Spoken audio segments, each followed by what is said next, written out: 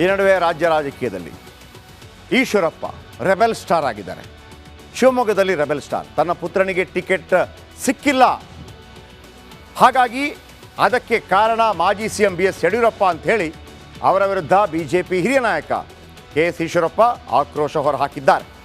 ಅಲ್ಲದೆ ಜನರ ಒತ್ತಾಯ ಇದೆ ನನಗೆ ಶಿವಮೊಗ್ಗದಲ್ಲಿ BSY ಪುತ್ರ BY ರಾಘವೇಂದ್ರ ವಿರುದ್ಧ ಲೋಕಸಭಾ ಚುನಾವಣೆಗೆ ನಿಲ್ಲುವುದಾಗಿ ಅವರು ಘೋಷಣೆ ಕೂಡ ಮಾಡಿದ್ದಾರೆ. ಹಾವೇರಿ ಲೋಕಸಭಾ ಕ್ಷೇತ್ರದಿಂದ ನನ್ನ ಮಗ KE ಕಾಂತೇಶ್ಗೆ ಟಿಕೆಟ್ ಕೇಳಿದ್ದೆ. ನಾನು ಎಂದಿಗೂ ಒಂದು ಜಾತಿಗೆ ಸೀಮಿತನಾದವನಲ್ಲ, ಹಿಂದುತ್ವ ಸಿದ್ಧಾಂತವನ್ನು ಪ್ರತಿಪಾದಿಸಿಕೊಂಡು ಬಂದಿದ್ದೇನೆ. ಮೊನ್ನೆ ನನಗೆ ಟಿಕೆಟ್ ಇಲ್ಲ, ರಾಜೀನಾಮೆ ಕೊಡಿ ಅಂತ ಹೇಳಿದಾಗ ನಾನು ನಿವೃತ್ತಿಯಾದೆ. ಆದರೆ ಆ ಸಂದರ್ಭದಲ್ಲಿ ನನ್ನ ಮಗನಿಗೆ ಟಿಕೆಟ್ ಸಿಗಬಹುದು ಅಂತಿತ್ತು, ಆದರೆ ನನ್ನ ಮಗನಿಗೆ ಟಿಕೆಟ್ ಕೊಡಲಿಲ್ಲ. ಇದು ನನಗೆ ಮಾಡಿದ ಅನ್ಯಾಯ, ಹಿರಿಯ ನಾಯಕನಿಗೆ ಮಾಡಿದ ಅನ್ಯಾಯ ಅಂಥೇಳಿ ಈಶ್ವರಪ್ಪ ಕಿಡಿಕಾರಿದ್ದಾರೆ. ಏನು ಹೇಳಿದರು ಈಶ್ವರಪ್ಪ? ರೋಷಾವೇಶದಲ್ಲಿ ಕೇಳಿಸ್ಕೊಳ್ಳಿ. ನಾನು MLA ಆಗಬೇಕು, MLC ಆಗಬೇಕು, MP ಆಗಬೇಕು ಅನ್ನೋದಕ್ಕೋಸ್ಕರ ಚುನಾವಣೆ ಸ್ಪರ್ಧೆ ಮಾಡ್ತಿಲ್ಲ. ಈ ವ್ಯವಸ್ಥೆ ಇದೆಯಲ್ಲ ಕರ್ನಾಟಕ ರಾಜ್ಯದಲ್ಲಿ, ಕಾರ್ಯಕರ್ತರಿಗೆ ಮೋಸ ಮಾಡ್ತಾರೆ ಅಂತ ವ್ಯವಸ್ಥೆ ಇದೆಯಲ್ಲ, ಇಷ್ಟು ದೊಡ್ಡ ಸಂಘಟನೆ ಅಪ್ಪ ಮಕ್ಕಳ ಕೈಯಲ್ಲಿ ಇಟ್ಕೊಂಡ್ಬಿಟ್ಟಿದ್ದಾರಲ್ಲ, ಅವ್ರು ಹೇಳ್ದಂಗೆ ನಡೀತಾ ಇದೆಯಲ್ಲ, ಇದನ್ನು ಪ್ರತಿಭಟನೆ ಮಾಡಬೇಕು ಅಂತ ಇಡೀ ರಾಜ್ಯದ ನೊಂದ ಕಾರ್ಯಕರ್ತರ ಅಭಿಪ್ರಾಯ. ಅಂಥ ನೊಂದ ಕಾರ್ಯಕರ್ತರ ಧ್ವನಿಯಾಗಿ ನಾನು ಚುನಾವಣೆ ನಿಲ್ತಾ ಇದ್ದೀನಿ. ಅನೇಕ ಕಡೆ ಈ ಥರದ ಒಂದು ಪ್ರೊಟೆಸ್ಟ್ಗಳು ಕಂಡು ಬರ್ತಾ ಇದೆ. ಭಾಳ ಮುಖ್ಯವಾಗಿ ಹಾವೇರಿ ಕಿತ್ತು ಶಿವಮೊಗ್ಗಕ್ಕೆ ಶಿಫ್ಟ್. ಯಾಕೆಂದರೆ ಹಾವೇರಿಯಲ್ಲಿ ಕಾಂತೇಶ್ ಅವರಿಗೆ ಟಿಕೆಟ್ ಕೊಡಿ ಅಂತ ಕೇಳಿದರು, ಆದರೆ ಹಾವೇರಿಯಲ್ಲಿ ಬಸವರಾಜ ಬೊಮ್ಮಾಯಿ ಅವರಿಗೆ ಟಿಕೆಟ್ ಫಿಕ್ಸ್ ಆಗಿದೆ. ಹಾಗಾಗಿ ತನ್ನ ತವರೂರು ಶಿವಮೊಗ್ಗದಲ್ಲಿ ಅದರ ಕಿಚ್ಚು ಜೋರಾಗಿದೆ. ನೋಡಿ ಯಾವ ಥರ ಅಲ್ಲಿ ಕೇಸರಿ ಮನೆಯಲ್ಲಿ ಅಸಮಾಧಾನ ಸ್ಫೋಟಗೊಂಡಿದೆ. ಇದು ಕೊಪ್ಪಳ ಯಾಕೆ ಅಂತಂದರೆ ಕೊಪ್ಪಳದಲ್ಲಿ ಸಂಗಣ್ಣ ಕರಡಿ ಅವರು BJPಯ ಟಿಕೆಟ್ ಆಕಾಂಕ್ಷಿ ಆಗಿದ್ದರು, ಸಿಟ್ಟಿಂಗ್ MP ಆಗಿದ್ದರು. ಅವರಿಗೆ ಸೀಟ್ ತಪ್ಪಿದೆ, ಅವರಿಗೆ ಟಿಕೆಟ್ ತಪ್ಪಿದೆ. ಸೊ ಹಾಗಾಗಿ ಬೇರೆಯವರಿಗೆ ಟಿಕೆಟ್ ಕೊಟ್ಟಿದ್ದಾರೆ, ಇದು ಸರಿಯಲ್ಲ ಅನ್ನೋ ಕಾರಣಕ್ಕಾಗಿ ದೊಡ್ಡ ಮಟ್ಟದಲ್ಲಿ ಅಲ್ಲಿ ಪ್ರೊಟೆಸ್ಟ್ ಆಗ್ತಾ ಇದೆ. BJP ಕಚೇರಿಯಲ್ಲಿ ಕರಡಿ ಸಂಗಣ್ಣ ಅವರಿಂದ, ಅವರ ಬೆಂಬಲಿಗರಿಂದ ಆಕ್ರೋಶ ವ್ಯಕ್ತವಾಗಿದೆ.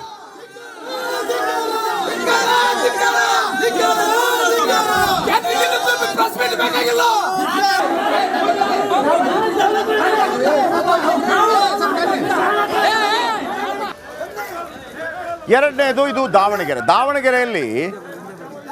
ದಾವಣಗೆರೆಯಲ್ಲಿ ಸಿದ್ದೇಶ್ವರ ಹಾಲಿ MP. ಸಿದ್ದೇಶ್ವರ ಬದಲಿಗೆ ರೇಣುಕಾಚಾರ್ಯ ಅವರಿಗೆ ಕೊಡಬೇಕು ಅಂತೇಳಿ ಒತ್ತಾಯ ಕೇಳಿ ಬರ್ತಾ ಇತ್ತು. ಆದರೆ ರೇಣುಕಾಚಾರ್ಯ ಅವರಿಗೆ ಟಿಕೆಟ್ ಸಿಕ್ಕಿಲ್ಲ. ಅದರ ಬದಲಾಗಿ ಸಿದ್ದೇಶ್ವರ ಅವರ ಪತ್ನಿ ಅವರಿಗೆ ಟಿಕೆಟ್ ಕೊಟ್ಟಿದ್ದಾರೆ. ಇದು ಯಾವ ಕಾರಣಕ್ಕೆ ಅಂತಂದರೆ, ಒಂದು ವೇಳೆ ನೋಡಿ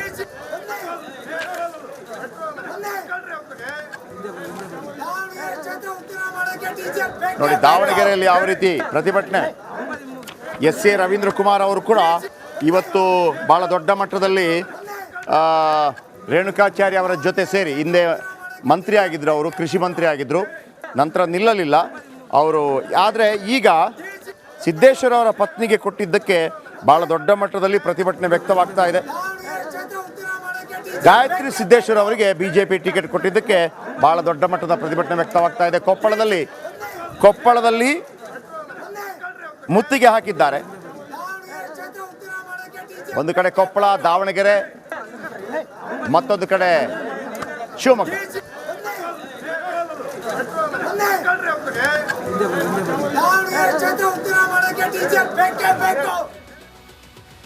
BJP ಇದನ್ನು ಯಾವ ರೀತಿ ಶಮನ ಮಾಡುತ್ತೆ ಗೊತ್ತಿಲ್ಲ. ಒಂದು KS ಈಶ್ವರಪ್ಪನವರ ಮಗನಿಗೆ ಸಿಕ್ಕಿಲ್ಲ ಅಂಥೇಳಿ, ಕಾಂತೇಶ್ಗೆ ಸಿಕ್ಕಿಲ್ಲ ಅಂಥೇಳಿ ಈಶ್ವರಪ್ಪನವರು ಹೇಳ್ತಾ ಇದ್ದಾರೆ, ನಾನು ಶಿವಮೊಗ್ಗದಲ್ಲಿ ಪಕ್ಷೇತರ ಅಭ್ಯರ್ಥಿಯಾಗಿ ಸ್ಪರ್ಧೆ ಮಾಡ್ತೀನಿ ಅಂತ ಹೇಳಿ ಹೇಳ್ತಾ ಇದ್ದಾರೆ. ಆದರೆ ಅವರ ಸ್ಪರ್ಧೆ ಎಷ್ಟು ದೊಡ್ಡ ಮಟ್ಟದಲ್ಲಿ ಆಘಾತ ಕೊಡದೆ ಗೊತ್ತಿಲ್ಲ. ನಾನು ನನ್ನ ಕಾರ್ಯಕರ್ತರ ಜೊತೆ, ಅಭಿಮಾನಿಗಳ ಜೊತೆ ಮಾತನಾಡ್ತೀನಿ ಅನ್ನುವಂಥ ಮಾತನ್ನು ಕೂಡ ಹೇಳ್ತಾ ಇದ್ದಾರೆ. ಅಲ್ಲಿ ರಾಘವೇಂದ್ರ ಮತ್ತು ಕಾಂಗ್ರೆಸ್ನಿಂದ ಗೀತಾ ಶಿವರಾಜ್ಕುಮಾರ್ ಅಖಾಡಕ್ಕಿಳಿದಿದ್ದಾರೆ.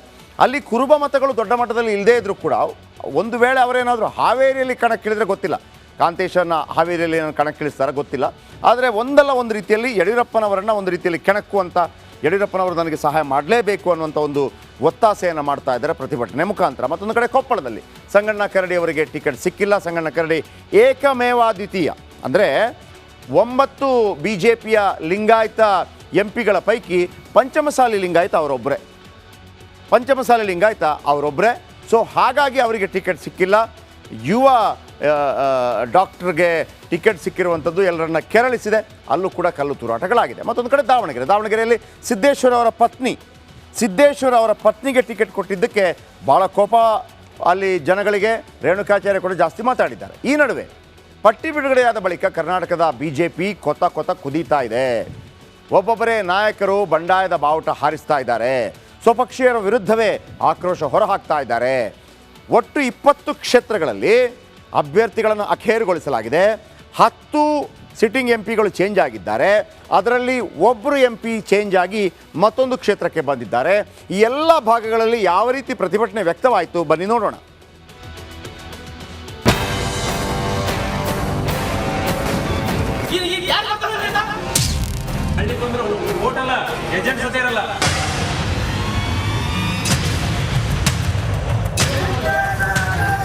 ಮಗನಿಗೆ ಹಾವೇರಿ ಟಿಕೆಟ್ ಕೊಡಿಸಬೇಕು, ಸಂಸದನಾಗಿ ನೋಡಬೇಕು ಅಂತ ಮಾಜಿ DCM KS ಈಶ್ವರಪ್ಪ ಕಂಡಿದ್ದ ಆಸೆ ಕೈಗೂಡಿಲ್ಲ.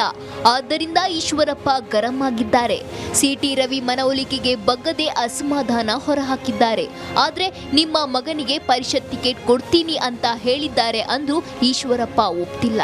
ನಾಳೆ ಶಿವಮೊಗ್ಗ ಜಿಲ್ಲೆಯ ಲೋಕಸಭಾ ಚುನಾವಣೆಗೆ ನಾನು ನಿಲ್ಲೇಬೇಕು ಅಂತೇಳಿ ಇಡೀ ಜಿಲ್ಲೆಯ ಎಲ್ಲ ಸಮಾಜದ ಪ್ರಮುಖರು ಒತ್ತಾಯ ಮಾಡ್ತಿದ್ದಾರೆ. ನಿಮ್ಗೆ ಅನ್ಯಾಯ ಮಾಡಿದ್ದಾರೆ ಯಡಿಯೂರಪ್ಪನವರು ಮತ್ತು ಯಡಿಯೂರಪ್ಪನವ್ರ ಮಕ್ಕಳು. ನಿಮ್ಮ ಮಗ ಕಾಂತೇಶಿಗೂ ಟಿಕೆಟ್ ಕೊಡ್ತೀನಿ ಅಂತ ಹೇಳಿದರು. ಜೊತೆಗೆ ನಾನೇ ಟಿಕೆಟ್ ಕೊಡೋದಲ್ಲದೆ ನಾನೇ ಹಾವೇರಿ ಕ್ಷೇತ್ರದಲ್ಲಿ ಓಡಾಟ ಮಾಡಿ ಗೆಲ್ಲಿಸ್ತೀನಿ ಅಂತ ಯಡಿಯೂರಪ್ಪನವ್ರು ಹೇಳಿದರು. ಮೋಸ ಮಾಡಿದ್ದಾರೆ. ಎಲ್ಲ ಸಮಸ್ಯೆ ಬಗೆಹರಿಯುತ್ತೆ, ಈಶ್ವರಪ್ಪ ಮಗನನ್ನ MLC ಮಾಡ್ತೇವೆ ಎಂದು ಮಾಜಿ CM BS ಯಡಿಯೂರಪ್ಪ ಭರವಸೆ ನೀಡಿದ್ರು. ನಿಮ್ಮ ಫ್ರೆಂಡ್ ಈಶ್ವರಪ್ಪನವರು ಮಾತಾಡಿದ್ರು, ನಮ್ಗೆ ಯಡಿಯೂರಪ್ಪ ಕೊಟ್ಟ ಮಾತಿನಂತೆ ನಡೆದುಕೊಳ್ಳಿಲ್ಲ ಅನ್ನೋ ಮಾತನ್ನ ನೆನ್ನೆ ಹೇಳಿ. ಅವ್ರ ಜೊತೆ ಮಾತಾಡ್ತೇನೆ, ಅವರು ಸರಿ ಹೋಗ್ತಾರೆ. ಅವ್ರ ಮಗನಿಗೆ MLC ಮಾಡಬೇಕು ಅಂತ ಡೆಲ್ಲಿ ಅವರು ಯೋಚನೆ ಮಾಡ್ತಾ ಇದ್ದಾರೆ. ಎಲ್ಲ ಸರಿ ಹೋಗ್ತಾರೆ.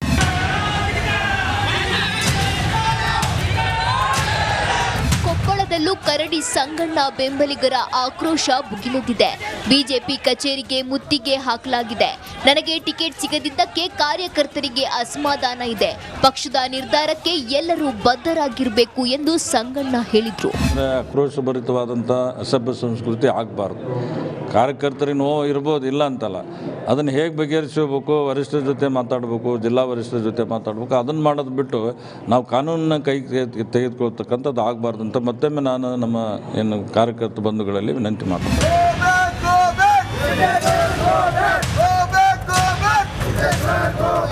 ದಾವಣಗೆರೆ ಬಿಜೆಪಿಯಲ್ಲಿ ಬಂಡಾಯ ಬಿಸಿ ಜೋರಾಗಿತ್ತು. ರೇಣುಕಾಚಾರ್ಯ ಆ್ಯಂಡ್ ಟೀಮ್ ಸಿದ್ದೇಶ್ವರ್ ವಿರುದ್ಧ ಆಕ್ರೋಶ ಹೊರಹಾಕ್ತು. ಸಿದ್ದೇಶ್ವರ್ ಹಟಾವೋ, ದಾವಣಗೆರೆ ಬಚಾವೋ ಎಂದು ಘೋಷಣೆ ಕೂಗಿತ್ತು. ಅಭಿಮಾನಿಯೊಬ್ಬನಂತೂ ಡೀಸೆಲ್ ಮೈ ಮೇಲೆ ಸುರಿದುಕೊಂಡು ಹೈ ಡ್ರಾಮಾ ಮಾಡಿದ. ಮಾಜಿ ಶಾಸಕರು, ಮಾಜಿ ಸಚಿವರು ಅದೇ ಮತ್ತು ಸ್ಪರ್ಧೆ ಮಾಡಿದ ಎಲ್ಲ ಕಾರ್ಯಕರ್ತರು ಈ ಜಿಲ್ಲೆಯ ಮತದಾರರ, ಕಾರ್ಯಕರ್ತರ, ಮುಖಂಡರ ಭಾವನೆಗಳನ್ನ ನಾವು ದಿಲ್ಲಿಗೆ ಹೋಗಿ, ಬೆಂಗಳೂರಿಗೆ ಹೋಗಿ ಹೇಳಿ ಬಂದ್ರು. ಮತ್ತು ಈಗೇನು ಕುಟುಂಬ ರಾಜಕಾರಣ ಅಂದ್ರೆ ಅವ್ರು ಯಾರು ಬಿಜೆಪಿ ಬಾವುಟ ಹಿಡಿದಿಲ್ಲ, ಹೋರಾಟ ಮಾಡಿಲ್ಲ. ನಾವು ಹೇಳ್ತಾ ಇರೋದು ಅಭ್ಯರ್ಥಿ ಘೋಷಣೆ ಆಗಿದೆ, ಇದನ್ನು ಬದಲಾವಣೆ ಮಾಡಲೇಬೇಕು. ಟಿಕೆಟ್ ಘೋಷಣೆ ಬಳಿಕ ಬಿಜೆಪಿಯಲ್ಲಿ ಬಂಡಾಯ ಜೋರಾಗಿದ್ದು, ಯಡಿಯೂರಪ್ಪ ನೇತೃತ್ವದಲ್ಲೇ ಎಲ್ಲ ಶಮನ ಮಾಡೋ ಯತ್ನ ನಡೆದಿದೆ.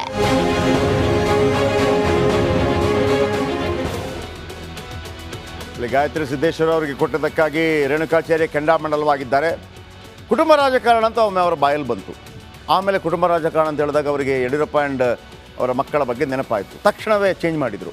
ಅಂದರೆ ಗಾಯತ್ರಿ ಸಿದ್ದೇಶ್ವರ ಅವರ ಪತಿ ಸಿದ್ದೇಶ್ವರ ಅವರ ತಂದೆ ಕೂಡ ಈ ಹಿಂದೆ MP ಆಗಿ ಕೆಲಸ ಮಾಡಿದಂಥವರು. ನೋಡಿ, ಇವರು ಇನ್ನೂ ಕೂಡ ಬಾವುಟ ಹಿಡಿದಿಲ್ಲ, ಆ ರೀತಿ ಹೇಳಿಕೆಯನ್ನು ಬಂದರು. ನನಗೆ ಈಶ್ವರಪ್ಪನವರೊಂದು ಏನು ಬಂಡಾಯ ನಿಲ್ತೇನೆ, ಈಶ್ವರಪ್ಪನವರು ಮತ್ತು ಯಡಿಯೂರಪ್ಪನವರು ಈಗಲ್ಲ, ಈ ಹಿಂದೆ ಕೂಡ 2013ರಲ್ಲಿ ಯಾವಾಗ KJP ಕಟ್ಟಿದ್ರೋ ಯಡಿಯೂರಪ್ಪನವರು, ಆಗ ಶಿವಮೊಗ್ಗದಲ್ಲಿ ಇವರು 3ನೇ ಸ್ಥಾನಕ್ಕೆ ಹೋಗಿದ್ದರು. ಕತೆ ಹೇಳ್ತೀನಿ ಏನು ಅಂತ. 2013 ಶಿವಮೊಗ್ಗ ವಿಧಾನಸಭಾ ಚುನಾವಣೆ ನಡೆಯುತ್ತೆ. ಆಗ BJPಯಿಂದ ಹೊರಬಂದಿರ್ತಾರೆ ಯಡಿಯೂರಪ್ಪನವರು. ಹೊರಬಂದಾಗ ಅಲ್ಲಿ KJPಯಿಂದ ಎಸ್ ರುದ್ರೇಗೌಡರನ್ನು ಕಣಕ್ಕಿಳಿಸ್ತಾರೆ. ರುದ್ರೇಗೌಡರು ಕೂಡ BJP ಅವರೇ. ರುದ್ರೇಗೌಡರು ಇವರ ಜೊತೆ ಬಂದಿರ್ತಾರೆ, ಕಣಕ್ಕಿಳಿಸ್ತಾರೆ. BJPಯಿಂದ ಈಶ್ವರಪ್ಪ ಕಣಕ್ಕಿಳಿದಿರ್ತಾರೆ. ಆ ಸಂದರ್ಭದಲ್ಲಿ ಕಾಂಗ್ರೆಸ್ನ KP ಪ್ರಸನ್ನಕುಮಾರ್ ಗೆಲ್ತಾರೆ. ಎಷ್ಟು ಮತಗಳ ಅಂತರದಿಂದ? ಕೇವಲ KJPಯಿಂದ 278 ಮತಗಳ ಅಂತರದಿಂದ ಗೆಲ್ತಾರೆ. ಪ್ರಸನ್ನಕುಮಾರ್ ಕಾಂಗ್ರೆಸ್ಗೆ 39,355 ಮತಗಳು ಬರುತ್ತೆ. KJPS ರುದ್ರೇಗೌಡರಿಗೆ 39,077 ಮತಗಳು ಬರುತ್ತೆ. ಈಶ್ವರಪ್ಪನವರು 3ನೇ ಸ್ಥಾನಕ್ಕೆ ಬರ್ತಾರೆ, ಅಂದರೆ 33,462. BJP ಕ್ಯಾಂಡಿಡೇಟ್ ಅವರು.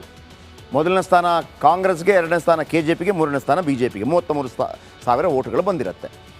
ಈಗ ಅವರು ಬಂಡಾಯವಾಗಿ ನಿಂತರೆ ಯಾವ ಓಟುಗಳು ಬರ್ಬೋದು ಅನ್ನುವಂಥ ಒಂದು ಲೆಕ್ಕಾಚಾರಗಳು ಕೂಡ ಹಾಕಿದಾಗ ಹಾವೇರಿಯಲ್ಲಿ ಬೇಕಿದ್ದರೆ ಇವರದೇ ಸಮುದಾಯದ ಕುರುಬ ಸಮುದಾಯದ ಒಂದು 2.5 ಲಕ್ಷ ಓಟಿದೆ. ಆದರೆ ಶಿವಮೊಗ್ಗ ಜಿಲ್ಲೆಯಲ್ಲಿ ಭಾಳ ಕಡಿಮೆ, ಅಂದರೆ ಈ ಏನು ಕುರುಬ ಸಮುದಾಯದ ಓಟುಗಳು 40-45 ಸಾವಿರ ಇದೆ ಅಂಥೇಳಿ. ಆದರೆ ನನ್ನೆಲ್ಲ ಅಭಿಮಾನಿಗಳು, ಅಂದರೆ ಬೇರೆ ಬೇರೆ ಕಡೆಯಿಂದ ಎಲ್ಲ ಕಡೆ ನಾನು ಒಂದು ರೀತಿಯಲ್ಲಿ ಶಾಕ್ ಟ್ರೀಟ್ಮೆಂಟ್ ಕೊಡಬಲ್ಲೆ ಅನ್ನುವಂಥ ವಿಶ್ವಾಸವನ್ನು ವ್ಯಕ್ತಪಡಿಸ್ತಾ ಇದ್ದಾರೆ. ಈಶ್ವರಪ್ಪನವರು ತನ್ನ ಮಗನಿಗೆ ಆದಂಥ ಅನ್ಯಾಯದ ವಿರುದ್ಧ ಧ್ವನಿ ಎತ್ತುತ್ತಾ ಇದ್ದಾರೆ.